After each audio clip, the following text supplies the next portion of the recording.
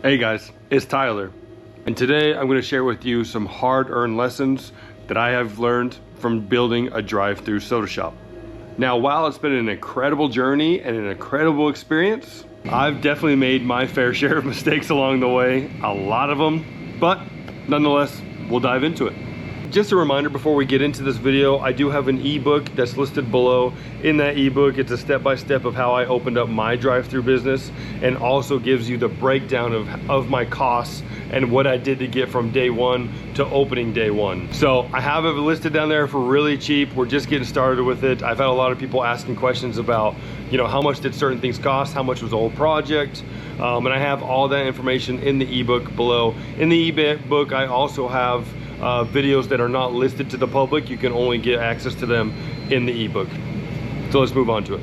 One of the mistakes I made was underestimating the initial cost, the initial startup. I feel like that's probably pretty common for most business owners. It's always going to cost more than what you think, but that one definitely rocked my boat a little bit. And I think a lot of it has to do with the amount of time it took to build my building. I didn't expect it to take that long, which when you're paying lease on that many more months than you were expecting, that adds up really fast too. So I would say my startup cost, if you include lease, was almost double the amount of what I thought it would be. Doesn't mean that'll happen for you, but it was definitely what happened to me. Another mistake I made was choosing my contractor. I love the guy, he's super nice. He's known me from my other businesses. We own a Crumble Cookies location, and he didn't help us build that location, but he was a very frequent customer to us, always super nice to us. His 20th time being there, I said, hey, do you want to help me build another business? He said, heck yeah. We met up. I quickly came to learn that maybe he wasn't the fastest at the job. One of the other things too is we weren't very clear about what the job should be and how long it would take. So I take a lot of that responsibility on myself. We didn't have a clear picture painted of what the job should be like and how fast we were going to get that project done.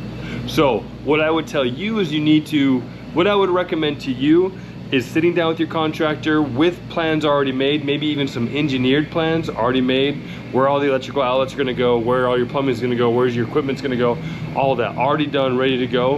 And then sit down with him and come up with a plan of how much it's gonna cost you and how fast it's gonna take, how fast you can get it done. Now, it's also okay to say, hey, maybe I shouldn't go with this contractor, look at doing another bid with another contractor. So I wish I would have taken the contractor thing a little more serious, but the job got done, very thankful for him, and the work he did was great work.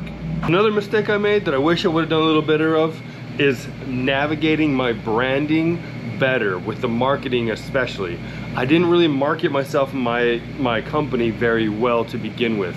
I should have been putting weeks and months before opening. I should have been getting that trust and getting that customer base well before we opened. So I of course was doing some Instagram, I was doing some TikToks, a little bit of Facebook.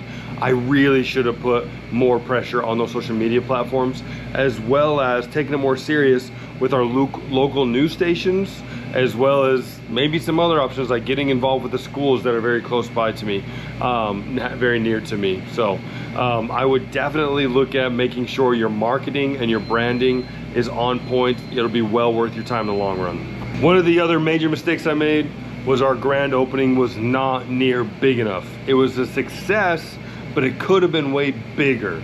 I wish I would have put more focus on that day and time that we were opening. Just a week before the grand opening, maybe 2 weeks at max, I put out there on social media, hey, by the way, this is gonna be our grand opening. We're gonna have free cookies, things like that. And it was great, but it could have been bigger and it could have been better. And I did not put the effort into that.